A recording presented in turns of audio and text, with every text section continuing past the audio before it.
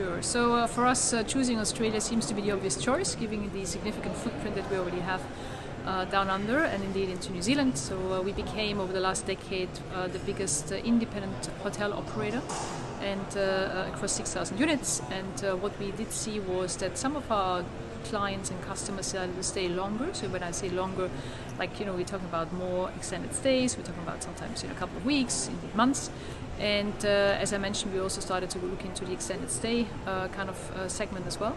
Now, when you look at the fundamentals that Australia has when it comes to I think almost by now chronic housing shortage, it's for us, we try to look for a potential solution to provide to the market and indeed to some of the investors that we're currently working with. And there are a couple of solutions, I guess, to the housing crisis. One is obviously the more traditional BTS, so build to sell, which, as we all know, has been one of the main drivers behind the provision of units in Australia in the past. Unfortunately, I guess due to COVID, that somehow came to a quite significant decrease.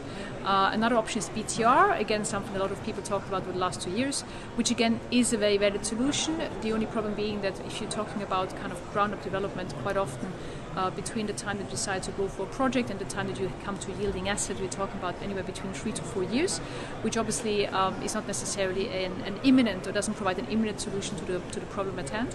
And so the logical next step for us was to look into co-living, given the similarities indeed between extended stay and hospitality and co-living units, at least the way how we define it, which is a self-contained unit whereby people can, have their own bathroom, they have their own kitchenette facilities, they have their washer, dryer, obviously a bed area facility and also living room.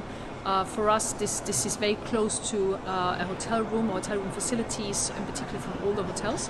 And that's why we decided to focus on it, given the hospitality expertise, and convert some of the existing older assets into co-living products.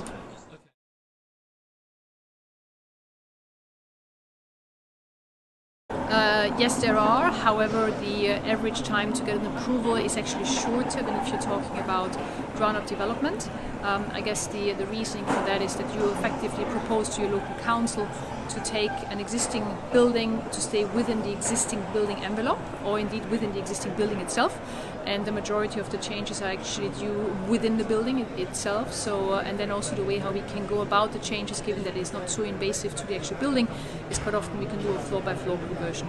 And so as a result of that, normally it is a quicker process also with local councils, in particular keeping in mind that, as I mentioned, there is a significant housing shortage, and generally speaking, they rather use an existing building and effectively try to recycle it into different use, rather than having a new building kind of ground-up development come out of the ground. That also from a, costing perspective normally needs to be taller or higher, because otherwise, it's very hard to reach necessary efficiencies.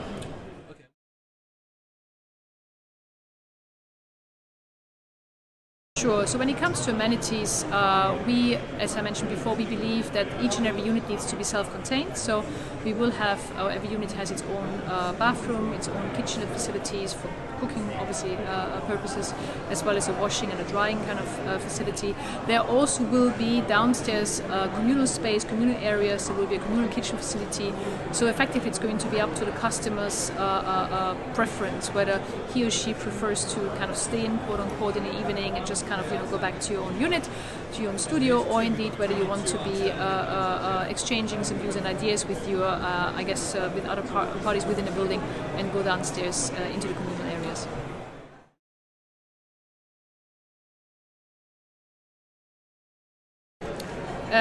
Actually, yes, and there are a couple of examples of successful, co-living operators who are doing so. The idea thereby is that you are taking not necessarily, all, but let's say 80% of your existing stock and use it for long-term co-living purposes. But let's say use 20%, depending on the demand drivers that are locally, use about 20%, for example, for more short-term stay, as in hotel stay. And in those scenarios, yes, absolutely, you can have co-living as well as kind of hotel or people staying in a hotel-like environment, all under the same roof.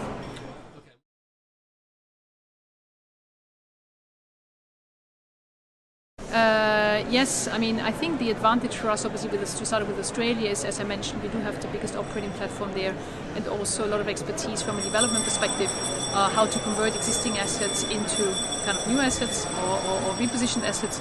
As you probably know, we have the same facilities as well in place in Europe, whereby we have offices in London and Vienna, and following the same, I guess, integrated business plan, whereby we have our model, whereby there is a development team, there is a day-to-day operating team, and there is an asset management team. And I guess in order to be successful with these type of conversion projects, you really need to have all those three areas and functions on the table at the same time. And I guess that's why, or that's what we as ProInvest have been successfully delivering now for a couple of decades. So yes, absolutely, I'll be happy to take it outside as well.